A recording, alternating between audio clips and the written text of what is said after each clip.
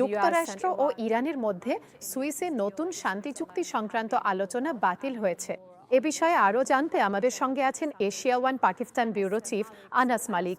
তাহলে আনাস, আপনি আমাদের কি বিস্তারিত জানাতে পারেন সুইজারল্যান্ডে যুক্তরাষ্ট্র ইরান আলোচনার বাতিল হওয়া নিয়ে, এবং এই পর্যায়ে আলোচনার স্থগিত হওয়া বা অনিশ্চয়তার গুরুত্ব কি? আচ্ছা এশিয়া, আমরা এখন লুসার্নে আছি এবং এখান থেকে খুব বেশি দূরে নয় বুর্গেনস্টক, যেখানেই আলোচনা হওয়ার কথা ছিল বা শুরু হওয়ার কথা ছিল প্রায় 2 ঘন্টা পর থেকে।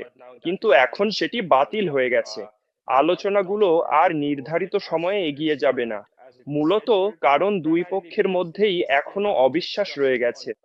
ইরানি পক্ষ বলেছে, যেহেতু সমঝোতা স্মারক এমওইউ স্বাক্ষরিত হয়েছে, যুক্তরাষ্ট্রকে এমওইউতে করা প্রতিশ্রুতিগুলো বাস্তবায়ন করতে হবে। বিশেষ করে তেলের ওপর আরোপিত নিষেধাজ্ঞা, ইরানের পেট্রোকেমিক্যাল পণ্যের ওপর নিষেধাজ্ঞা তুলে নেওয়ার ব্যাপারে, যাতে তারা রপ্তানি শুরু করতে পারে। তারা আরো বলেছে যে আর্থিক লেনদেনের বিষয়গুলো নিয়েও এখনো কোনো অগ্রগতি দেখতে পায়নি, এবং এটাই মনে হচ্ছে এই আলোচনাগুলো অনিশ্চয়তার মুখে পড়ে যাওয়ার মূল কারণ।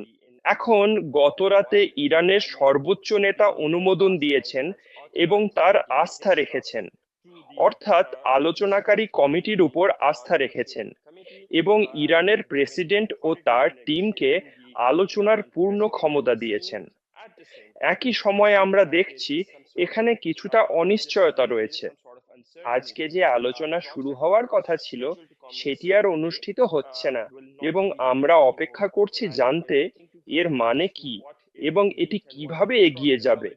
বিশেষ করে কারণ যুক্তরাষ্ট্রের প্রেসিডেন্ট ভাইস প্রেসিডেন্ট আসছেন না। তাহলে কখন? সবচেয়ে বড় প্রশ্ন হলো, পরবর্তী দফার আলোচনা কবে অনুষ্ঠিত হবে?